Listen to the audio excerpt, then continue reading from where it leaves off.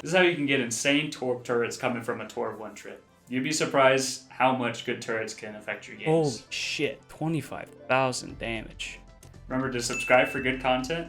Let's dive in. There are 3 areas to consider for good Torb turrets: effective DPS, survivability, and natural cover. Effective DPS indicates how much damage did your turret give and on priority targets. It's usually done by setting up what's called a crossfire. So let's look at an example. On Havana Lighthouse, there's a good turret spot right above the connector door that sets up a crossfire. During this particular game, I noticed that no one was taking high ground and they would all push out lower connector. Why is this good? Well, when the attackers push through the choke point, the range of what they have to look at opens up considerably. The turret will shoot at their backs, while my team will shoot at their fronts. They either have to turn their backs on us to kill the turret, or they have to brute force their way into our team and risk the turret shooting down at their supports. That guarantees effective damage, both from the turret and our team. Now, does this mean that these are always the best turret spots? No. You must consider the composition of the enemy team and consider the needs of your own team. For example, if the enemy team is very dive or flank heavy, say they have Genji, Tracer, Lucio, Winston, a good turret against that comp could be one that just covers the flank, if they keep attacking the backline, for example. Some may call this a burglar alarm. Let's take a look at King's Row. Let's say that we're attackers and we just captured the first point. A big problem is getting through the first archway. Lots of defenders like Junkrat, Hanzo, or Widow like to sit up in window to pick off the backline.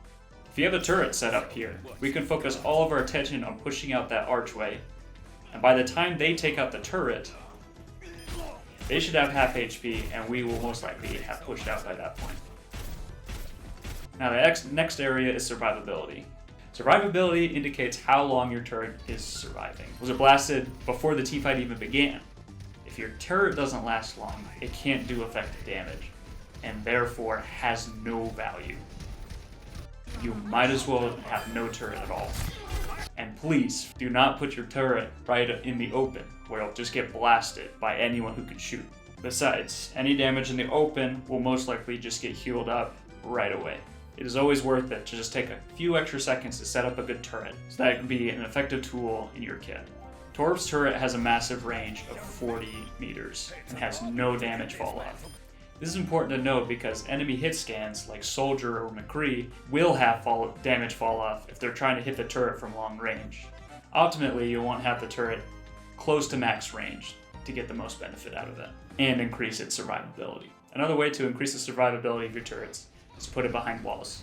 This will limit how many people the turret can shoot at, but will also limit the enemy team who can shoot at the turret.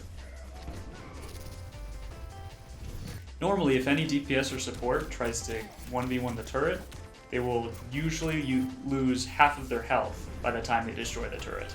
Consider this turret spot on Eichenwald first point. This tree provides good coverage for the turret, acting like a wall.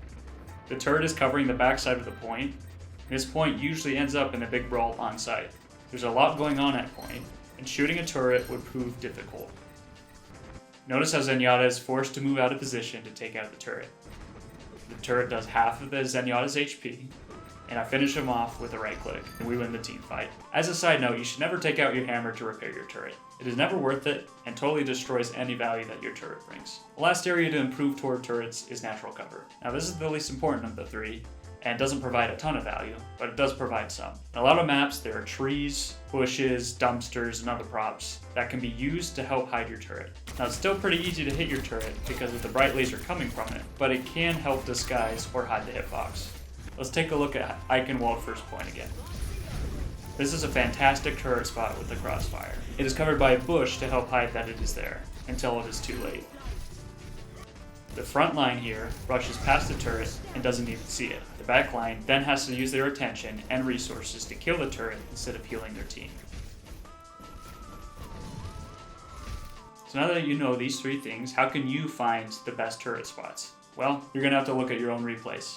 Watch the turret closely and see how it does in these 3 areas. If it survives long, if it does effective DPS, then it's a good turret spot. Remember that turret is just one half of this kit.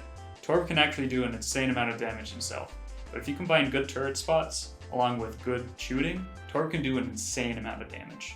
If any of you are Torb mains, Please leave comments below and let us know any of your tips or tricks that you know.